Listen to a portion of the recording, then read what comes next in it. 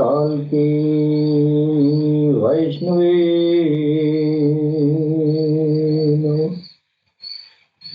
ओम काल की वैष्णवी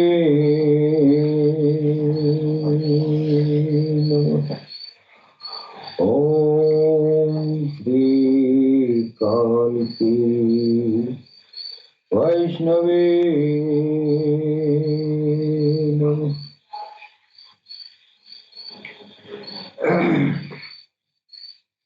सर्वप्रथम हम अपने भगवान सदगुरु सैयदी यूनुस अल गौहर की चरण कमलों में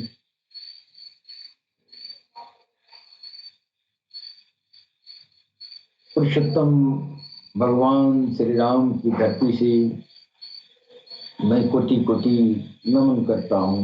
तत्पश्चात हमारे जितने भी भाई बहन मेरी मसीह काल के अवतार फाउंडेशन इंटरनेशनल के बैनर तले पूरी दुनिया में जो मोहब्बत का पैगाम दे रहे हैं, उन सभी भाई बहनों को मैं सर नवाकर प्रणाम करता हूँ। दोस्तों, हमारा जो ये अल्लाह टीवी प्लेटफॉर्म है,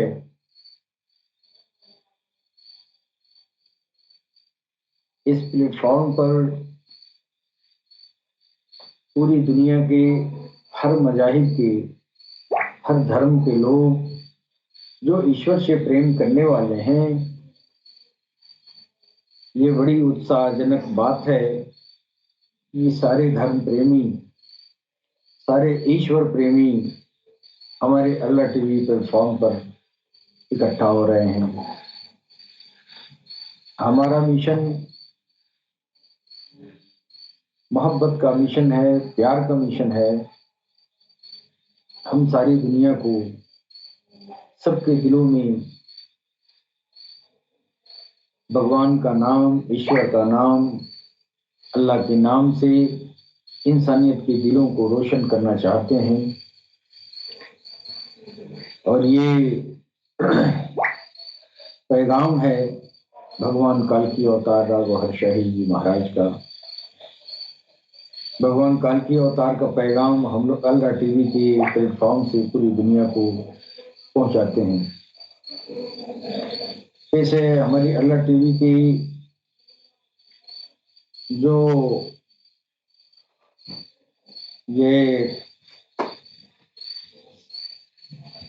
जो हमारी कार्यकुशलता है,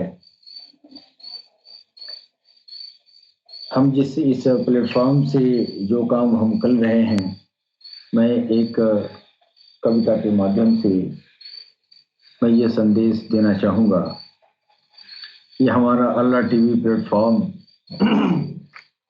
ये क्या है।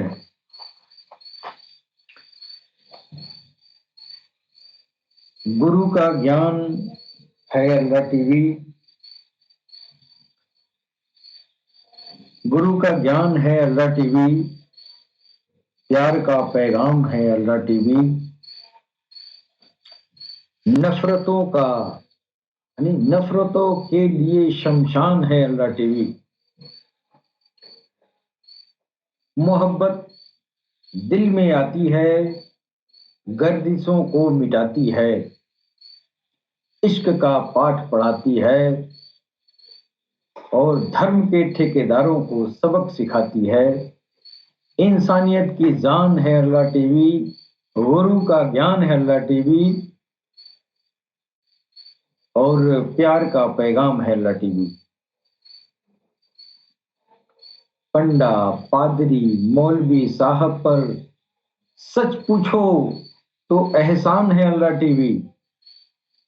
दीन धर्म से ऊपर उठकर इश्क का पैगाम है अल्लाह टीवी। हिंदू, मुस्लिम, सिख, ईसाई, हिंदू, मुस्लिम, सिख, ईसाई की प्रेम धर्म है अल्लाह टीवी। जाति पात की भेद मिटाए, श्वेत अश्वेत सबको एक मिलाए, सबके प्रीत की डोर है अल्लाह टीवी। गुरु का ज्ञान है अल्लाह टीवी, प्यार का पैगाम है अल्लाह टीवी। राम नाम भी है प्यारा, यहाँ राम नाम भी है प्यारा, यहाँ कृष्ण भी है एक दुलारा। ईशा का प्रेम है न्यारा, मोहब्बत के नैन का तारा। गुरु का ज्ञान है अल्लाह टीवी, इंसानियत की जान है अल्लाह टीवी। मेरी आन है अल्लाह टीवी, मेरी मान है अल्लाह टीवी, मेरी जान है अल्लाह टीवी। और मोमिन की पहचान है अल्लाह टीवी। गुरु का ज्ञान है अल्लाह टीवी, प्यार का पैगाम है अल्लाह टीवी। और आगे गुरु का ज्ञान है अल्लाह टीवी, प्यार का पैगाम है अल्लाह टीवी। यूनुस की बयान है अल्लाह टीवी, गौहर का पैगाम है अल्लाह टीवी। इंसानियत को रब से जोड़ती है, गर्दिशों की कमर तोड़ती है, अंधेरों को मिटाती है, दिलों में शम्मा जलाती है। गुरु का ज्ञान है अल्लाह टीवी और प्यार का पैगाम है अल्लाह टीवी। नफरतों के लिए शमशान है अल्लाह टीवी। मोहब्बत दिल में आती है, गर्दिशों को मिटाती है, इश्क की पाठ पढ़ाती है। गुरु का ज्ञान है अल्लाह टीवी, प्यार का पैगाम है अल्लाह टीवी। दोस्तों, ये चंद पंक्तियां हमारे अल्लाह टीवी के तरफ मेरा इशारा है। हमारे अल्लाह टीवी दुनिया में इंसानियत के बीच प्यार मोहब्बत को कायम करने के लिए एक अनोखा योगदान दे रहा है। और ये खुशी की बात यह है कि हमारे अल्लाह टीवी प्लेटफॉर्म पर पूरी इंसानियत जो है आज अपने लिए एक रहबर बना रही है। दोस्तों, आज के जो इंटरनेट का जो जमाना है, इस जमाने के हिसाब से इंसानियत के लिए हमारा अल्लाह टीवी अमृत साबित हो रहा है।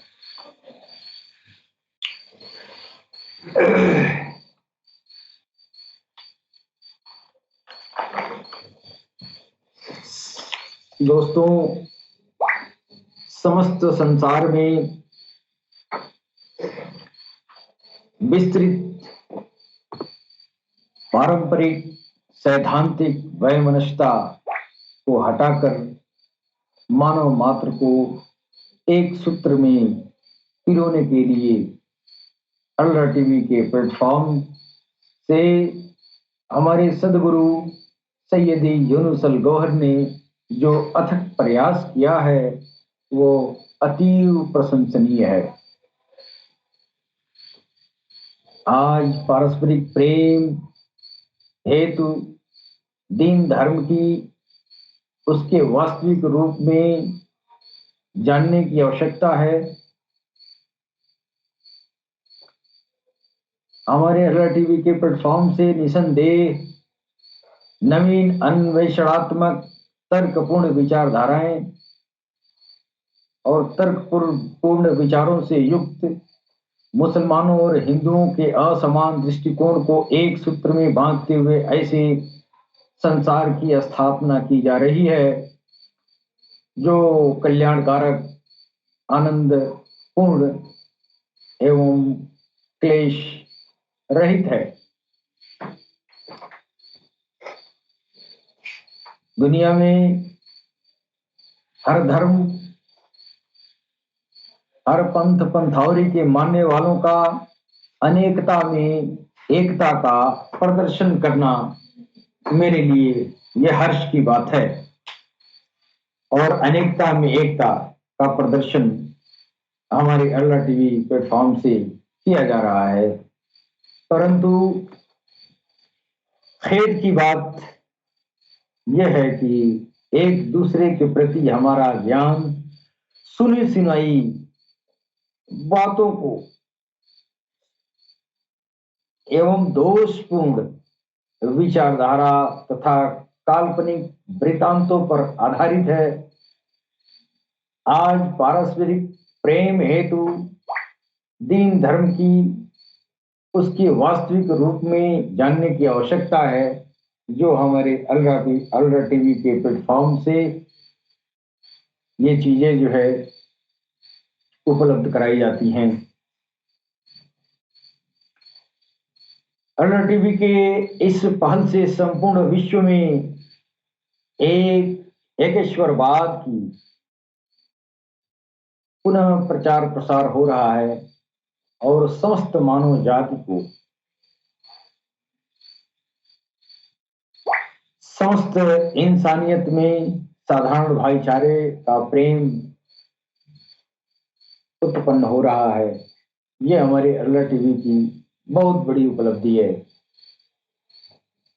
अभी तक कोई भी अन्वेषणात्मक आध्यात्मिक संगठन ऐसा विश्व में कोई गुजरा नहीं है जो इंसानियत को एक सूत्र में पिरोने का इस तरह का अथक प्रयास किया हो। अलरा टीवी का यह महत्वपूर्ण अन्वेषणात्मक कार्य वर्तमान धर्म संघर्षों का उन्मूलन करने में अत्यधिक उपकारी है और इंसानियत के लिए अमृत तुल्य है। हमारे अलरा टीवी के पहल से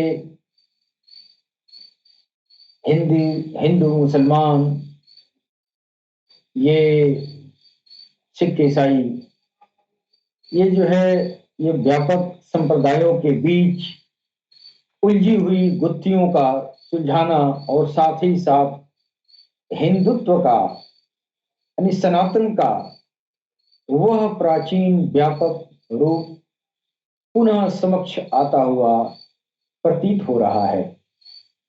हमारे अलरा टीवी के प्लेटफॉर्म से वो सनातन संस्कृति की जो ओरिजिनल रूप है, जो वो वास्तविकता है, उसकी झलक, उसका व्यापक स्वरूप, उसकी झलक जो है उस स्वरूप का, उस व्यापक स्वरूप का वो एक झलक आती हुई ये प्रतीत हो रहा है। ईश्वर की दृष्टि में मानवता समान है। सारे इंसान भगवान के नजर में एक बराबर हैं और सारे इंसानों का उत्थान और पतन भी समान है। सभी देशों में महापुरुष, महामानव की आवश्यकता होती रही है। समय समय पर सारे धर्मों में विश्व के हर खित्ते में महामानव की आवश्यकता पड़ती रही है और समय समय पर ईश्वर की तरफ से महामानव अवतार, पैगंबर, नबी, रसूल, तमाम तरह के ऐसे महापुरुष इस धरती पर आते रहे हैं इंसानियत की रक्षा के लिए। लेकिन इंसानियत क्या है? इंसानियत इनके संदेशों को नहीं जान पाती है। वो इंसानियत की रक्षा के लिए आते हैं और हम समझते हैं कि सिर्फ धर्म की रक्षा के लिए आते हैं। हमारी समझ इतनी कुंठित हो चुकी है कि हम एक दूसरे के अवतारों को, पैगंबरों को ये जुबान से बदजुबान का प्रयोग करते रह रहे हैं। इंसानियत का मस्तिष्क इतना दोषपूर्ण दूषित हो चुका है। किसी व्यक्ति का अवतार या महापुरुष या महामानव होना बिना ईश्वर की कृपा से, बिना ईश्वर के प्रकाश के, वो सर्वथा असंभव है। महापुरुष देश काल परिस्थिति के अनुरूप भले ही एक भूभाग में सम्मानित हो, पर उसकी महानता का वर्णन दूसरे देशवासी अपनी भाषा में और अपनी संस्कृति के मुताबिक अपने अनुरूप शब्दों से उनकी प्रशंसा करते हैं। दोस्तों, मेरा इशारा जो है भगवान काल की अवतार की तरफ है। मैं चाहता हूं इस विशिष्टतम अवतार के बारे में कुछ ऐसी जानकारियां हमारे पास, हम लोगों के पास हैं, जो सारी दुनिया के सामने वो चीज हम रखना चाहते हैं कि हम काल की अवतार की पहचान कैसे करें। आए दिन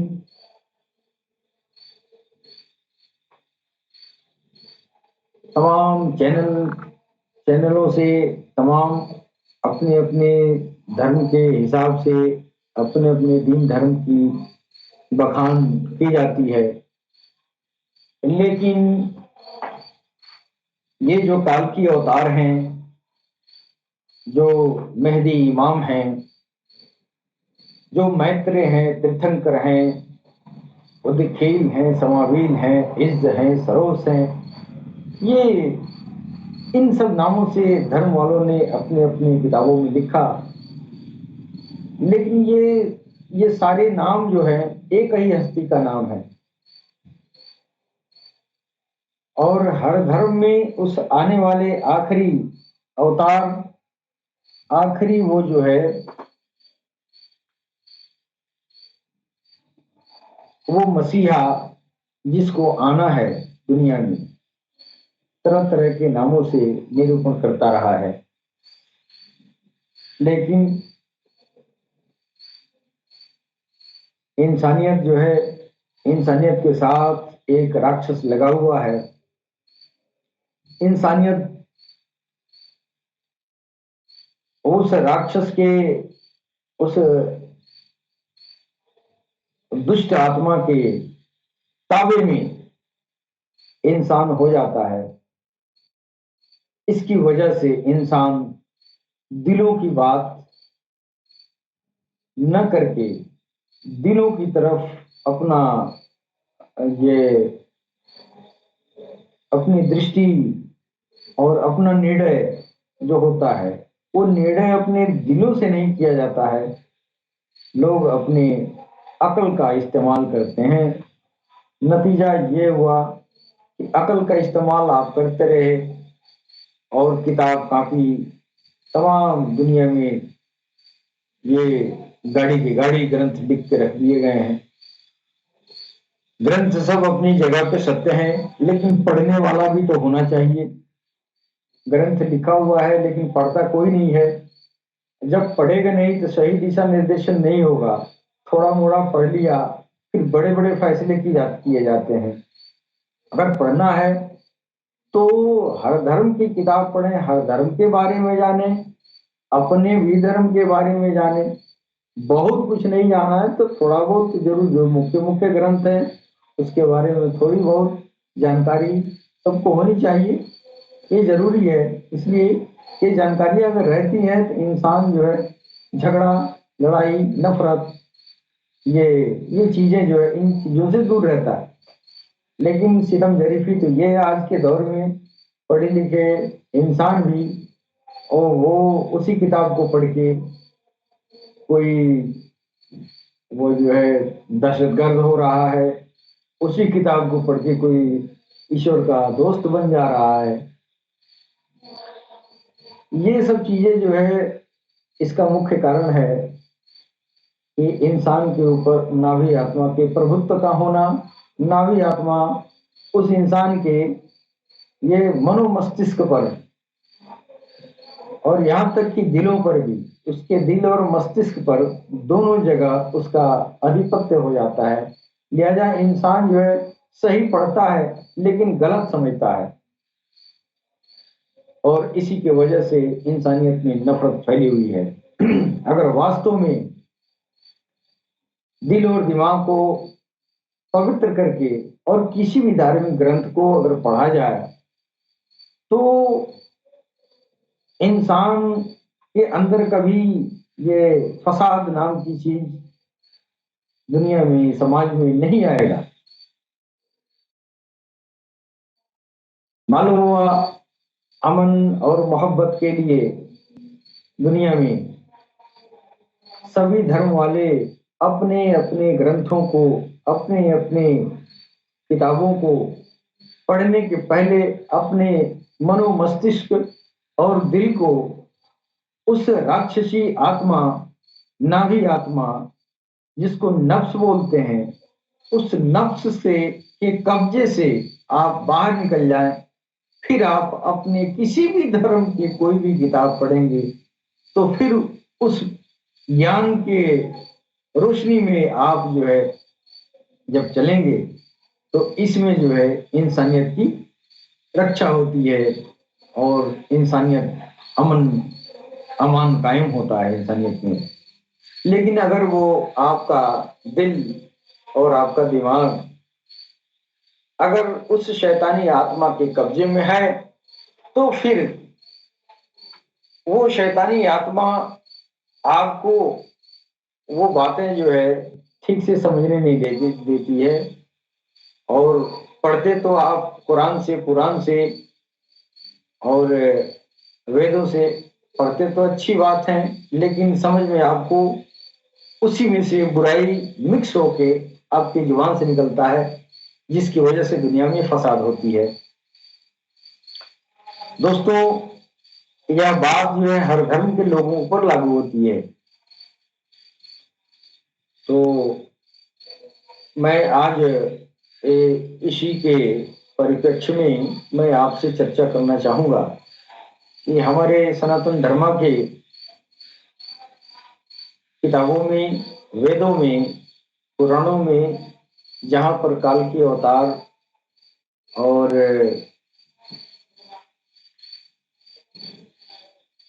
इस अंतिम अवतार का जहाँ वर्णन हुआ है उसके बारे में हम चर्चा करना चाहेंगे। वेदों में इसी काल के अवतार को नरशंस के नाम से जाना गया है। जो आखिरी अवतार आएंगे तो इन अवतार को नरशंस के नाम से जिक्र आया है। दोस्तों, हम काल की अवतार तो जान लेते हैं, लेकिन काल के अवतार का एक और लक़ब है नरशंस। और अगर हम इस टर्मिनोलॉजी को, काल की अवतार की टर्मिनोलॉजी के साथ साथ इस काल की अवतार आने वाली हस्ती का और भी उपाधियां जो है जो दी गई हैं वेदों में, उनको भी जानना जरूरी है। तो वेदों में नरशंस के नाम से 31 स्थान पर और पुराणों में काल की अवतार के नाम से वर्णन आता है एक ही हस्ती, काल की अवतार और नरशंस। तो एक हमारे सनातन साहित्य के बहुत बड़े विद्वान हुए हैं, उन्होंने जो है वेदों, हिंदू ये सनातन ये स्क्रिप्चर के जरिए उन्होंने ये साबित किया है कि काल की अवतार वो पैगंबर इस्लाम हैं और उन्हीं को नरशंस भी कहा गया है। लेकिन काल्की अवतार और नरशंस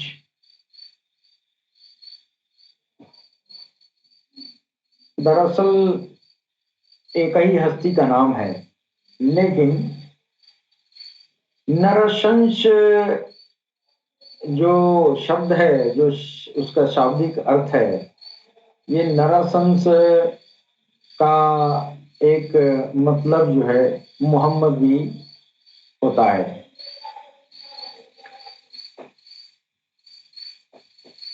और नरशंस का जो अर्थ निकलता है, उसका एक अर्थ मोहम्मद है और एक अर्थ जो है रियाज भी है। और जो जो अर्थ जो है रियाज में है और जो अर्थ मोहम्मद का है, वही अर्थ नरशंस का है। हम आगे इसका वर्णन हम करना चाहेंगे कि कैसे है। अगर हम इस हकीकत को, इस हकायक को अगर हम समझ लें, जान लें, तो हमारे दिल से तमाम सारी बुराइयां निकल जाएंगी। जितनी नफरत लोगों के बीच फैली हुई है, इन तमाम नफरतों से हम बच सकते हैं।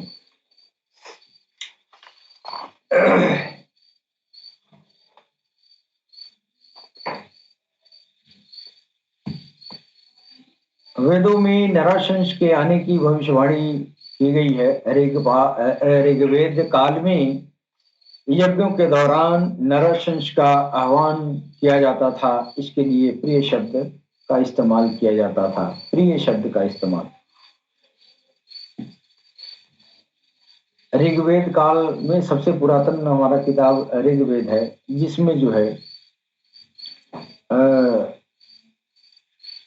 उस दौर में जो यज्ञ होता था, उस यज्ञ के दौरान एक ऐसे मसाया, एक ऐसे मसीहा की जो आवाहन किया जाता था। आवाहन यानी उनको जो है बुलाया जाता था, मंत्रोच्चारण के माध्यम से बुलाया जाता था। हमारी सनातन संस्कृति में अदृश्य शक्तियों को बुलाने का जो है, अदृश्य शक्तियों के जो बुलाने का जो तरीका है, उसको आवाहन कहते हैं। आह्वान के जरिए ऋग्वैदिक काल में जो है जिस हस्ती की पुकार लगाई जाती थी, वो हस्ती जो है वो नरशंस थी। और तभी से नरशंस का जो है आह्वान किया जाता रहा। नरशंस का एक और टर्म लोग इस्तेमाल करते थे कि प्यार से प्रिय कहते थे।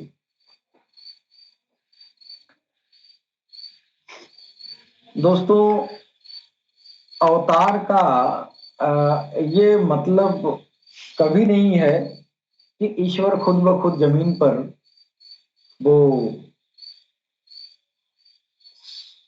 सशरीर आता है। ये बात जो है मिथ्या है। ईश्वर कभी जमीन पर नहीं आया है। वो अपने विशेष चुनिंदा आत्माओं को इस धरती पर जो है अवतार के रूप में भेजता है, जो मानव मात्र के कल्याण के लिए वो काम करते हैं। सच्चाई यह है कि वो अपने पैगंबर व अवतार भेजता है। ईश्वर ने अपने इंसानियत के उद्धार, कल्याण, मार्गदर्शन के लिए अपने अवतार या पैगंबर भेजे हैं, भेजते रहे हैं। और यह सिलसिला मोहम्मद मुस्तफ़ा सल्लल्लाहु ताला अलैहि वसल्लम पर ही नहीं खत्म हो रहा है। अब यहाँ जो है हमारे ये जो है इस्लाम में कहा जाता है कि मोहम्मद रसूलुल्लाह सल्लल्लाहु ताला अलैहि वसल्लम आखिरी नबी हैं और इनके बाद कोई नबी नहीं आएगा। लेकिन नबी की बात हुई है, आखिरी नबी है, आखिरी अवतार नहीं है। इसलिए कि अगर आखिरी अवतार अगर वही होते तो फिर जो है पैगंबर इस्लाम सल्लल्लाहु ताला अलैहि वसल्लम इमाम मेहदी की तारीफ नहीं करते। अगर वहीं पर जो है वो विशिष्ट आत्माओं का आना अगर बंद हो गया होता तो वो खुद अपने जुबान मुबारक से इमाम मेहदी की बड़ी तारीफ किया उन्होंने। तो मालूम हुआ कि नबूवत तो हुजूर पाक पर खत्म हो गई, लेकिन उसके बाद भी एक ऐसी हस्ती का आना होगा जो नबी नहीं होगा, लेकिन सारे नबियों की क्षमता, सारे नबियों की ताकत उसके अंदर जमा होगा। और कुरान में एक जगह अल्लाह ने कहा भी है कि मैंने इमामिन मुबीन में सबको जमा कर दिया है, यानी जितने भी अवतार इस धरती पर आए हैं सारे अवतार जो है सारे अवतारों की जो ताकत है वो इकट्ठा उस आखिरी इमामिन मुबीन के अंदर रख दिया गया है। तो नबी का आना तो रसूलुल्लाह पर खत्म हो गया, लेकिन जो उसके बाद हस्ती आ रही है, जो सारे नबियों की क्षमता लेके आ रही है, वो अकेले जो है जिसके अंदर सारे नबियों का फायज है, तो वो नबी नहीं है और वो ईश्वर भी नहीं है। एक वो अलग हस्ती है और उस हस्ती के आने की पेशनगोई भी कुरान में मौजूद है। अल्लाह ने खुद कहा है कि मैं भी इंतजार करने वालों के साथ हूं, यानी उनका इंतजार खुद ईश्वर भी करता रहा। और वो हस्ती समय के हिसाब से जमीन पर तशरीफ लाई है, उनकी तशरीफ आवरी हो चुकी है। अब हम अपने अपने किताबों की रोशनी में उस हस्ती की पहचान करनी चाहिए और अपने दीन धर्म के हिसाब से, जो दीन धर्म में वो नरशंस की पूजा होती रही है, नरशंस की तारीफ होती रही है और नरशंस सबका पूर्ण करता रहा। यहाँ तक कि ऋग्वैदिक काल में ही नरशंस लोगों की मदद करता रहा और कलयुग में वही नराशंस जो है जमीन पर आपकी तशरीफ आवरी हो ही गई। अब उस हस्ती की पहचान कराने के लिए हमारे अलर्ट टीवी प्लेटफॉर्म से दलीलों के साथ किताबों की रोशनी में, हर धर्म की किताबों की रोशनी में हम लोग बताने का प्रयास कर रहे हैं कि जो वो हस्ती जिनको वेदों ने नराशंस कहा और हदीसों में इमाम मेहदी कहा और भगवान बुद्ध, बौद्ध धर्म वालों ने मैत्रेय कहा, जैन वालों ने तीर्थंकर कहा, तमाम धर्मों में इस हस्ती की तमाम नाम जो है तरह के नाम रखे गए थे। वो सारे नाम जो है अब वो वो हस्ती जो जमीन पर आई है उसकी पहचान कराने की हम लोग प्रयास में लगे हुए हैं। और नरसन से हम ये प्रार्थना करते हैं कि अपनी इंसानियत की भलाई के लिए आप अपनी पहचान कराएं। इंसानियत के अकल पर जो पर्दा पड़ा हुआ है वो पर्दा हटाएं और हे नराशंस, हे प्रिय, आप इंसानियत को गफलत के पर्दे से निकालें, ताकि आपकी पहचान हो सके और इंसान इंसान के बीच मोहब्बत आ सके और नफरत, जुल्मत इंसानों के बीच से निकल जाए। दोस्तों, अवतारों को भेजे जाने का एक विशिष्ट औचित्य होता है ईश्वर का। इन लोगों के आने के पीछे किसी विशेष प्रयोजन के जरिए ये ऐसे महामानव इस जमीन पर आते हैं। याद रहे कि वो ईश्वर जो इस ब्रह्मांड को बनाने वाला है, वो सशरीर जमीन पर नहीं आया, वो उसका कोई माँ बाप नहीं हुआ। इसलिए बड़ा आसानी से ईश्वर ने कुरान में फरमा दिया कि मैं न जनने वाला हूं और न मैं जना गया हूं।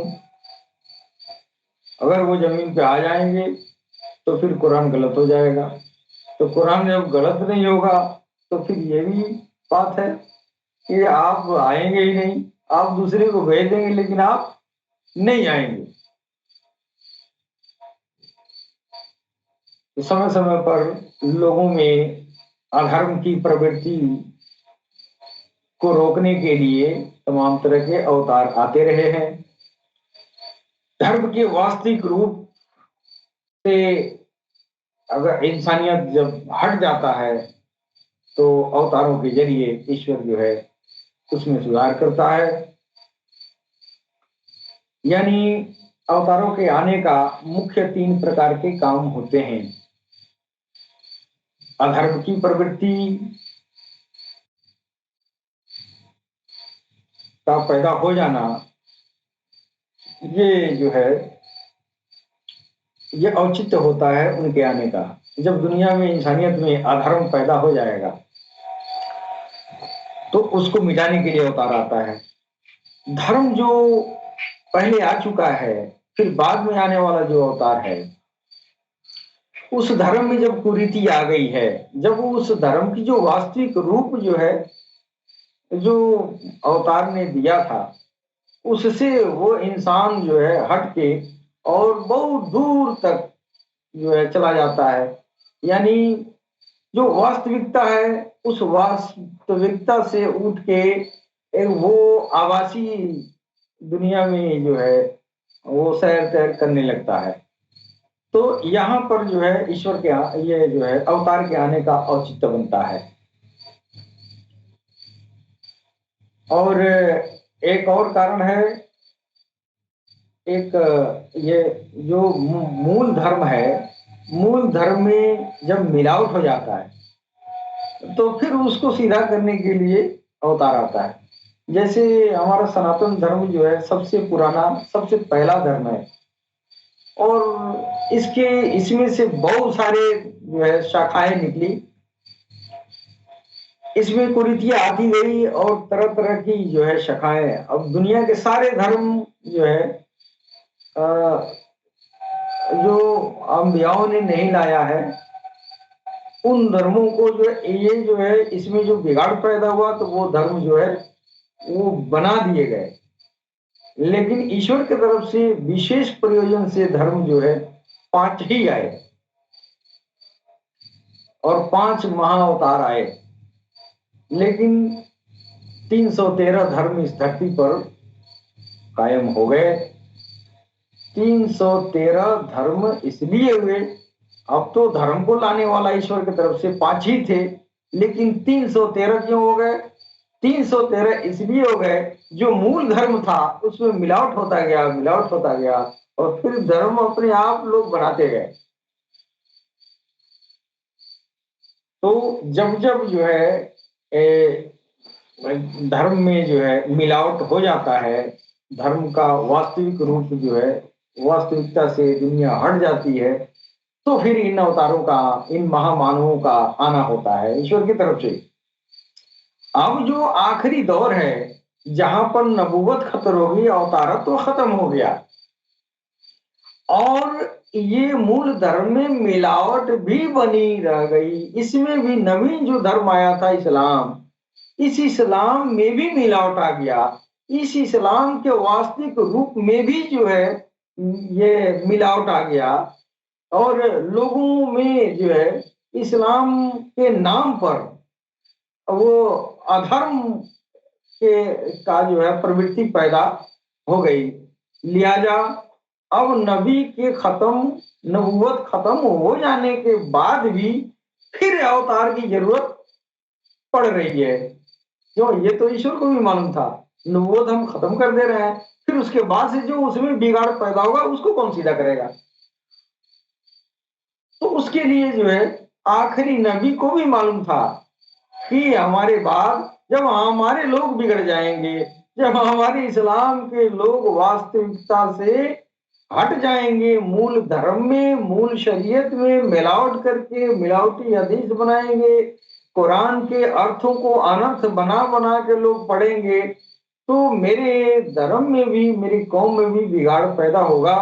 और पैगंबर इस्लाम हुजूर पाक भी कह दिए थे कि मेरे उम्मत में 73 तरह के लोग होंगे, जिसमें एक नाजी होगा, यानी एक को निजात मिलेगा, बाकी सब के सब जो है नरक के वासी होंगे।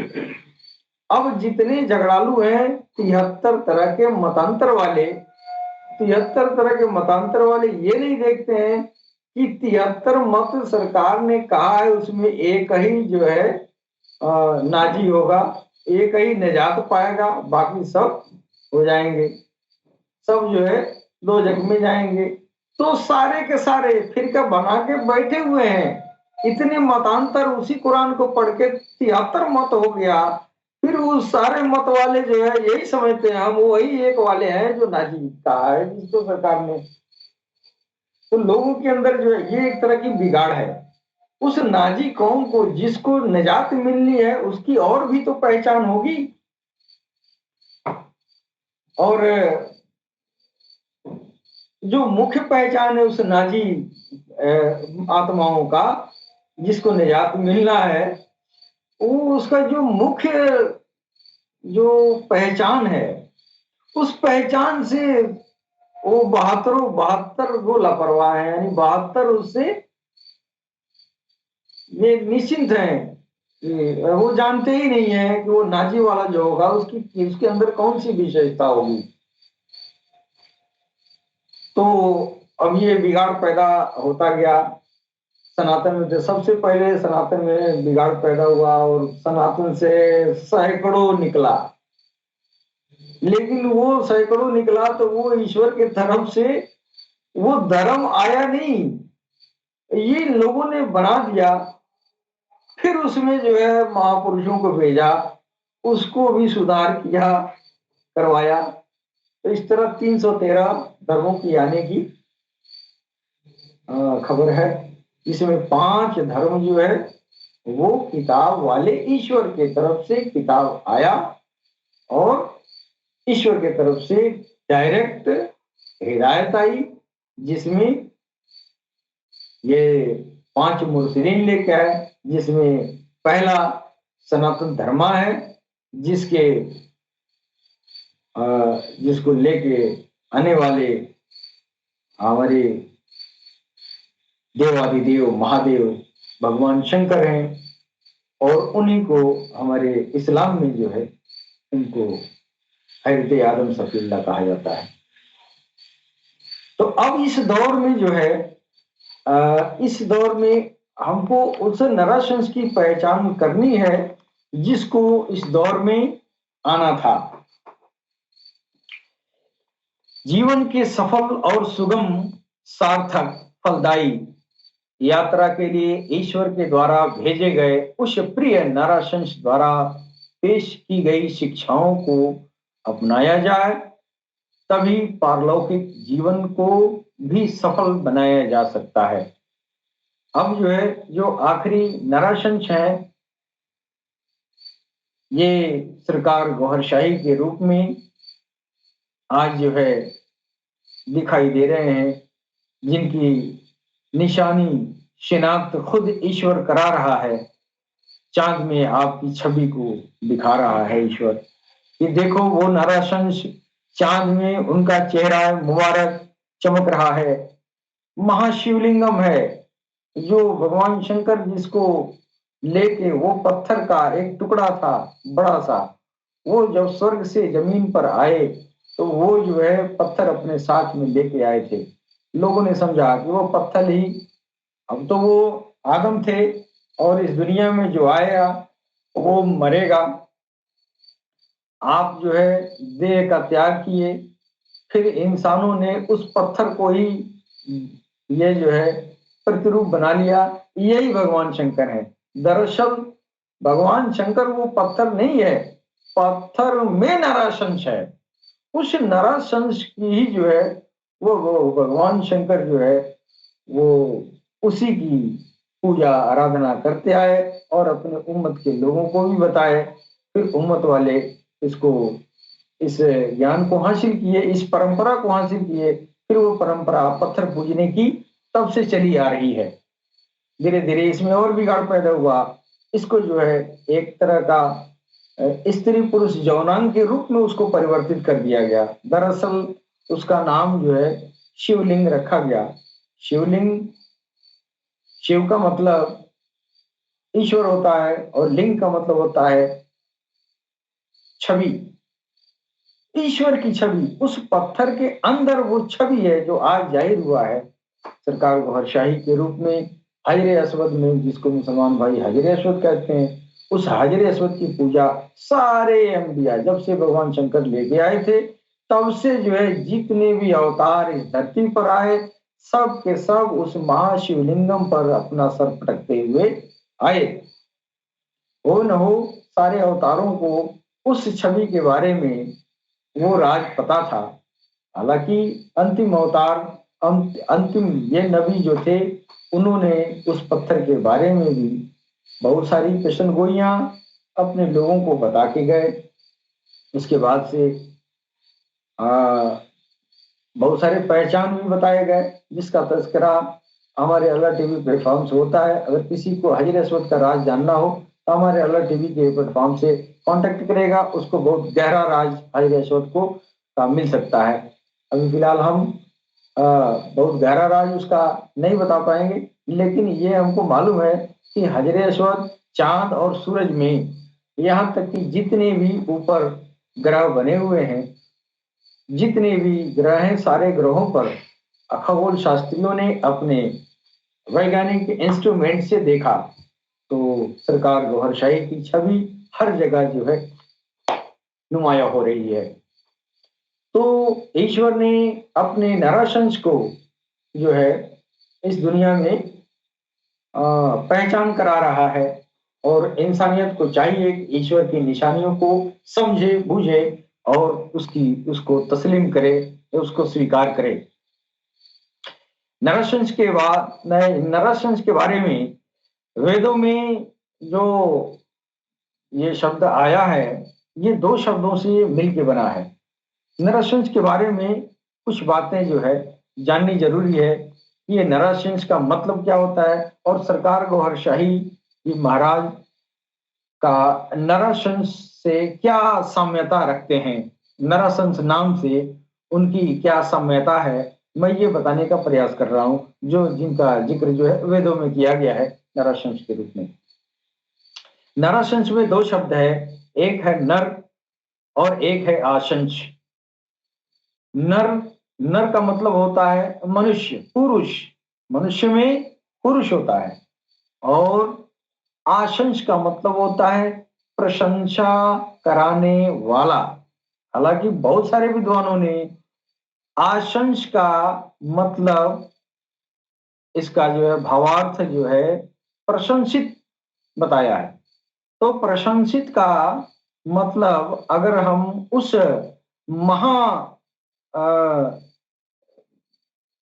महापुरुष, उस महानतम पुरुष के बारे में अगर हम प्रशंसित ही कह दें तो फिर ये बात उनकी शान के मुताबिक नहीं होगा। मेरी बात समझ रहे हैं? प्रशंसित मनुष्य, अगर हम उनको सिर्फ प्रशंसित मनुष्य कहते हैं, अगर हम मोहम्मद साहब को ही सिर्फ प्रशंसित मनुष्य कहते हैं, तो फिर और मनुष्य से उनको जो है उनके शान में डिफरेंस नहीं मालूम होता है। इसलिए कि प्रशंसित मनुष्य तो बहुत सारे दुनिया में आए, बहुत लोग ये जो है प्रशंसित है, लेकिन जितना लोगों ने प्रशंसा किया उतना ही उनके मुखालफत, उनके विरोध भी करने वाले हुए। लिहाजा प्रशंसित इंसान नहीं हो सकता, प्रशंसित इंसान नहीं हो सकता। अब कोई भी अवतार आया किसी भी धर्म में, तो 10 प्रशंसा करने वाले थे, तो 10 विरोध करने वाले हुए, तो फिर हम प्रशंसित हम नहीं कहेंगे, इसलिए कि सिर्फ प्रशंसित तो है नहीं, इसी दुनिया वाले उसको जो है गाली भी दे रहे हैं। तो आशंस का मतलब प्रशंसित नहीं होगा, आशंस का मतलब प्रशंसा कराने वाला होगा। प्रशंसित इंसान हो नहीं सकता, क्योंकि कोई धरती पर ऐसा इंसान नहीं है। ईमानदारी से आप कहिए, कोई भी इंसान, कोई भी अवतार जमीन पर आया है, कितने लोगों ने तो गर्दन काट दिया है, कितने ने दौड़ा दौड़ा के मारा है, कितने अवतार, कितने नबी लोग तो पहले ही ये जो है वो वापस हो गए, शरीर जो है वो स्वर्ग में ही चले गए। ये इंसानियत इतनी खूंखार है या ये जात है कि इसमें नफरत आ गया, शैतान का गलबा हो गया, तो फिर ये समझ जाओ कि जानवर में इंसानों में कोई अंतर नहीं है। तो प्रशंसा तो भगवान कृष्ण की भी लोगों ने किया, लेकिन भगवान कृष्ण को भी लोग बहुतान लगाए। तो प्रशंसित अगर कहेंगे भगवान कृष्ण को, तो ये आधी अधूरी बात है, बात पूरी नहीं है कि नहीं?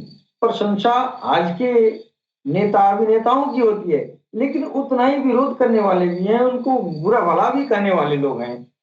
तो इंसान कभी प्रशंसित हो नहीं सकता सारी इंसानियत से। लिहाजा आशंस का मतलब प्रशंसित नहीं, प्रशंसा कराने वाला। अब प्रशंसा प्रशंसित का मतलब हुआ कि सिर्फ इंसान हो नहीं सकता, प्रशंसित ईश्वर हो सकता है। प्रशंसा के काबिल ईश्वर। अब कितना ही बड़ा कोई शैतान है, कितना ही बड़ा दुश्मन है, कितना ही बड़ा बदमाश है, लेकिन भगवान के आगे उसका जो है घुटने टेक देता है। भगवान कहे, ईश्वर कहे, अल्लाह कहे, जो कहे, लेकिन उस परम शक्ति के आगे जो है सब घुटने टेक देते हैं। तो हम कहीं अकड़ पैदा होती है, तो कहीं उसको ठोकर लगती है, फिर वहां जो है प्रशंसा करने लगता है, हे ईश्वर मेरी रक्षा करें, आप शक्तिशाली हैं, बलशाली हैं, ऐसे अवश्य है। तो प्रशंसा, मेरा मतलब प्रशंसा के काबिल सिर्फ ईश्वर होता है, और तारीफ के काबिल सिर्फ अल्लाह है। ये कुरान कहता है, हर धर्म की किताब कहता है कि प्रशंसा के काबिल सिर्फ ईश्वर है, इंसान नहीं हो सकता। इसलिए आशंस का मतलब प्रशंसित नहीं, प्रशंसा कराने वाला हो। अब नराशंस है ना, नराशंस इस धरती पर आना है, काल की अवतार को आना है, मेहदी इमाम को आना है। तब यहाँ आएंगे तो माँ के सिकम में जाएंगे, माँ के सिकम से नहीं आएंगे, इंसान बन के आएंगे। जब इंसानियत उनके अंदर आ गया तो फिर वो प्रशंसित नहीं रहे। इसलिए मुखालिफिन सबके हुए, चाहे वो मोहम्मद मुस्तफा सल्लल्लाहु अलैहि वसल्लम हो, या महाजोगेश्वर भगवान कृष्ण हो, या पुरुषोत्तम श्री राम हो, या भगवान बुद्ध हो, या दुनिया का कोई भी इंसानी रूप में कोई अवतार कोई भी आया, प्रशंसा अगर हुई तो फिर उसकी शिकायत भी लोगों ने किया। अतः प्रशंसा के काबिल सिर्फ ईश्वर हो सकता है, इंसान नहीं हो सकता। लिहाजा वेदों में जो आशंस की बात आई है, वो आशंस का मतलब प्रशंसा कराने वाला होगा। सायण ने नराशंस का अर्थ मनुष्यों द्वारा प्रशंसा करवाना बताया है।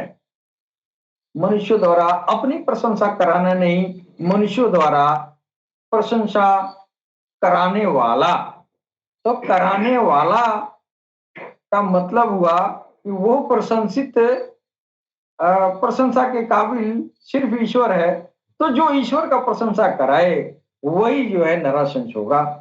अब आगे हम बताना चाहेंगे, कुछ विद्वानों ने नराशंस का माना प्रशंसित पुरुष कहा है। अगर ये मान लिया जाए तो प्रशंसित पुरुष तो बहुत दुनिया में हुए हैं। दुनिया में फिर नराशंस की विशेषता कहाँ रहेगी? हमारे भगवान सदगुरु सैयदी यूनुस अल गौहर जी ने फरमाया है, यहाँ प्रशंसित ही नहीं है बल्कि सारी दुनिया से ईश्वर की प्रशंसा कराना है। और सारी दुनिया से ईश्वर की प्रशंसा में सारी इंसानियत को लगाने वाला नराशंस कहलाएगा। वही नराशंस है और वास्तविकता यही है। अब नराशंस का मतलब हो गया ईश्वर की प्रशंसा कराने वाला इंसान, पुरुष, वह नर जो ईश्वर की तारीफ करवाता हो। और मोहम्मद का मतलब होता है हम्द कराने वाला, यानी हम्द के काबिल अल्लाह है। तो वो नर, वो मनुष्य जो रब की हम्द कराता हो, यानी तारीफ करवाता हो, प्रशंसा करवाता हो। तो चीज तो एक हो गया ना, मोहम्मद, जो अर्थ मोहम्मद में है वही अर्थ अर्थ नराशंस में है। अब ईश्वर प्रोफेट मोहम्मद ने कहा, जब तक एक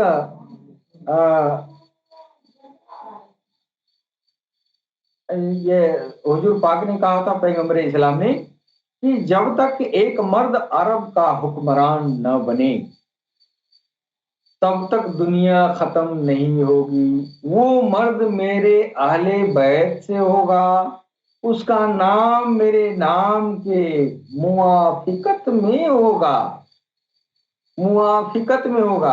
अब तो नराशंस और मोहम्मद का मतलब तो एक हो गया। ये तो साबित हो गया कि नराशंस का मतलब तारीफ करवाने वाला और मोहम्मद का भी मतलब है तारीफ करवाने वाला। अब मोहम्मद मुस्तफा सल्लल्लाहु अलैहि वसल्लम कह रहे हैं कि अब एक ऐसा भी मर्द आएगा मेरे ही खानदान से, यानी अहले बैत से होगा, यानी मेरे ही खानदान की पीढ़ी में वो जो है एक ऐसा मर्द आएगा जिसका नाम मेरे नाम के मुआफिकत में होगा, यानी जो अर्थ मेरे नाम में है, यानी जो मैं करता हूं वही काम वो भी करेगा, है कि नहीं? अब वो मर्द जो है अहले बैत से जब आ गया, अब देखिए आगे क्या होता है। उसका नाम, जो अहले बैत से वो मर्द आ गया, अब उसका नाम क्या हो गया? रियाज। अब जो रियाज का मतलब क्या हुआ, अब मैं आगे बताना चाहूंगा जो हमारे सदगुरु ने बताया है। अब नराशंस और मोहब्बत दोनों का माना एक ही है। इधर प्रॉफेट मोहम्मद फरमाते हैं कि एक सर्किल में बैठकर ईश्वर का बार बार तकरार करना, बार बार ईश्वर का नाम लेना, यानी हरे कृष्ण हरे राम हरे राम हरे कृष्ण, अल्लाहू अल्लाहू अल्लाहू अल्लाहू, यानी ईश्वर के नाम का बार बार तकरार करना, यानी एक सर्किल में बैठ के और संकीर्तन करना।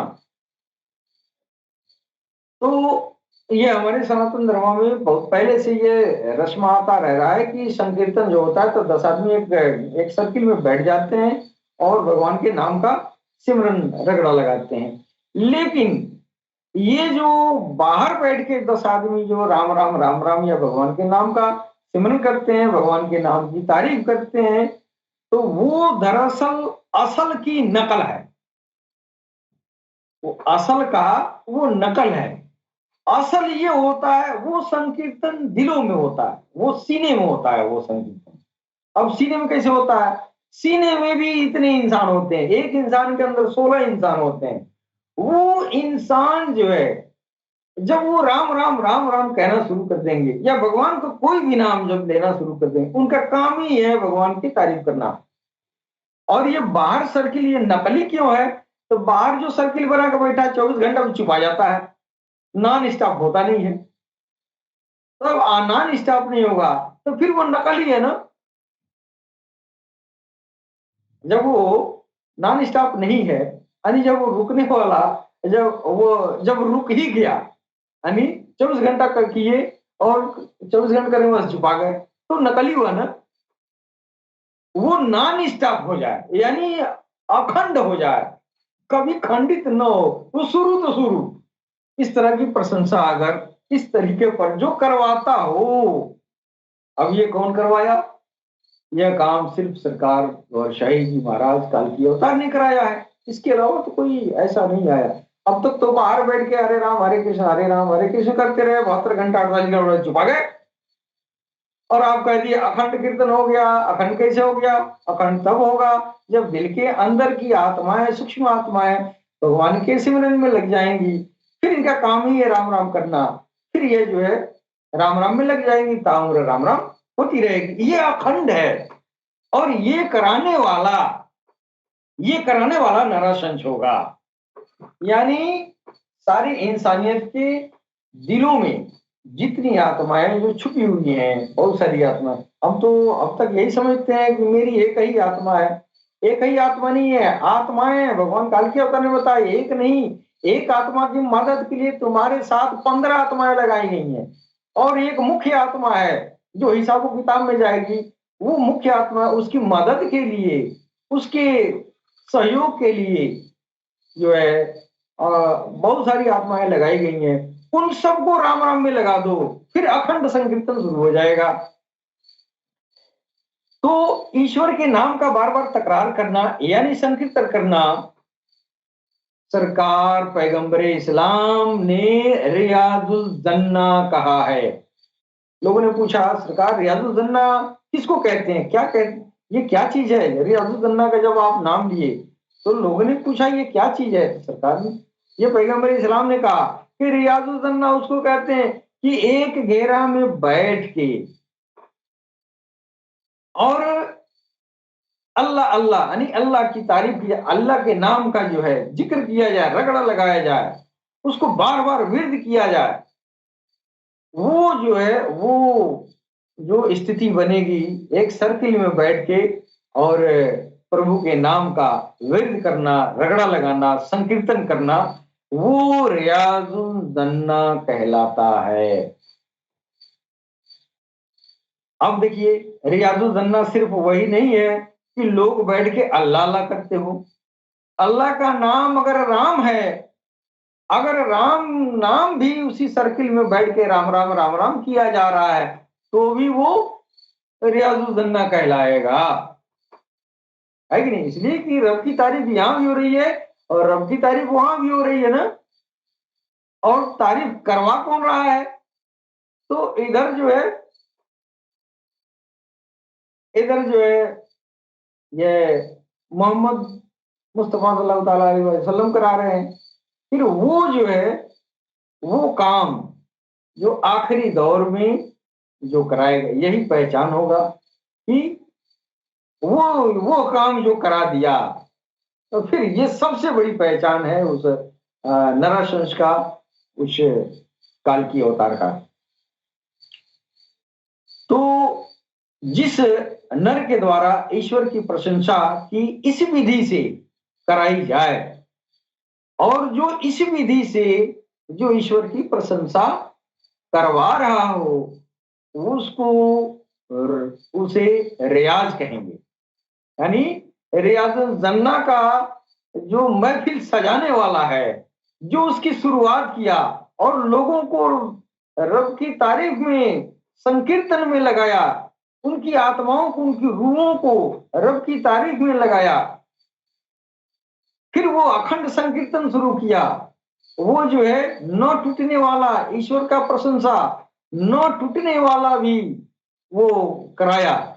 तो वो करने वाला जो सर्किल है उसको रियाजुल जन्ना कहेंगे, कराने वाले को रियाज कहेंगे। अब रियाज उस प्रशंसा सर्किल में बैठा के प्रशंसा कराने वाला रियाज है।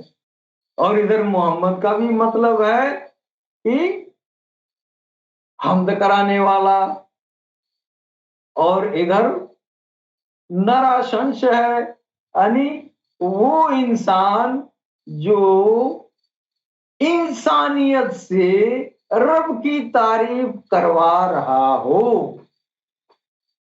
तो जो माना नराशंस का हुआ, वही माना मोहम्मद का हुआ, वही माना रियाज का हुआ।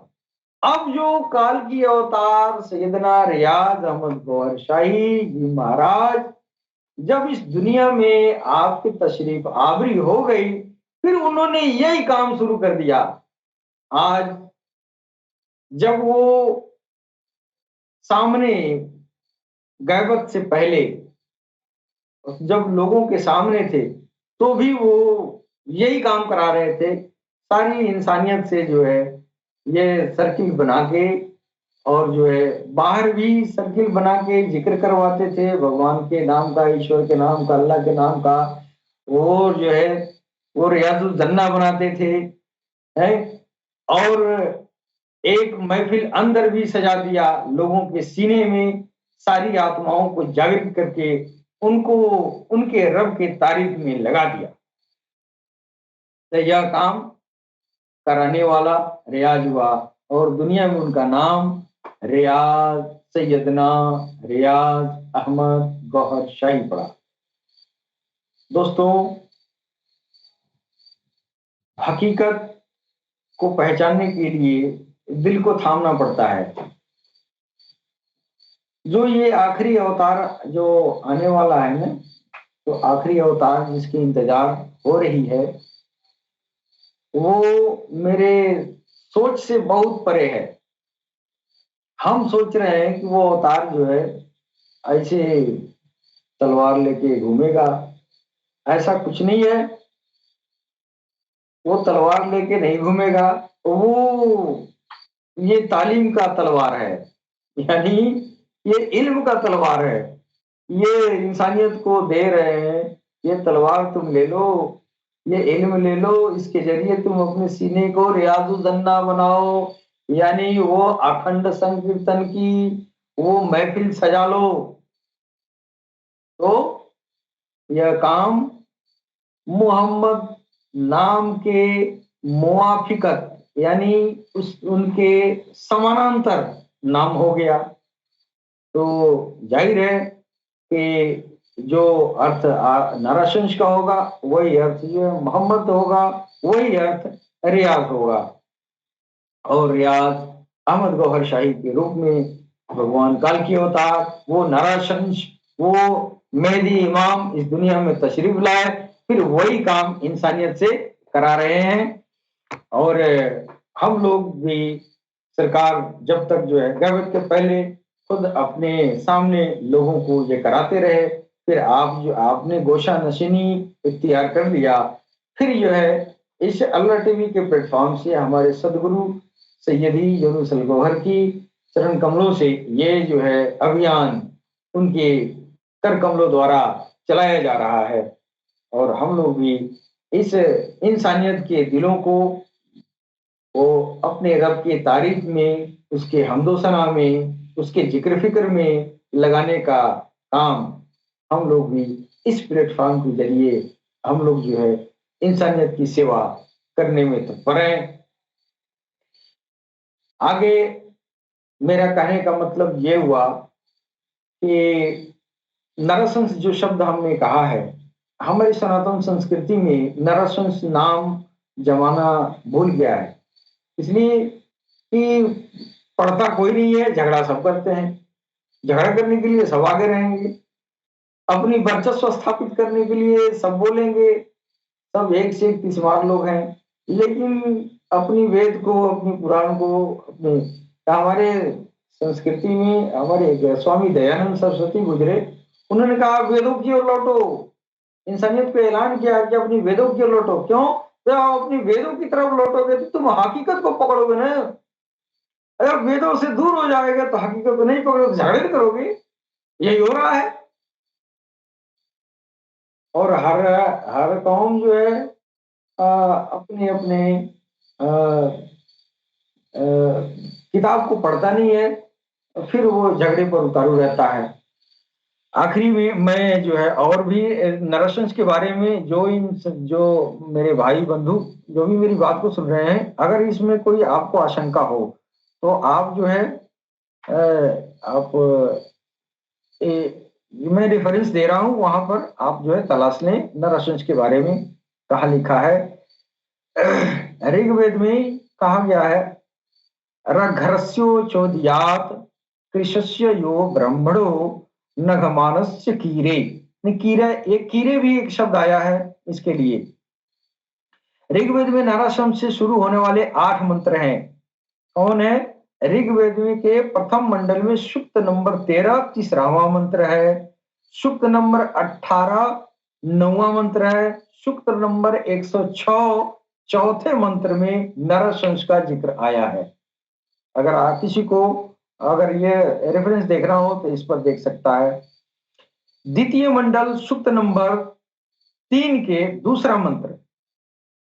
ऋग्वेद के मंडल ये जो है कई मंडल हैं, तो प्रथम मंडल में तो 13 18 106 में हो गया।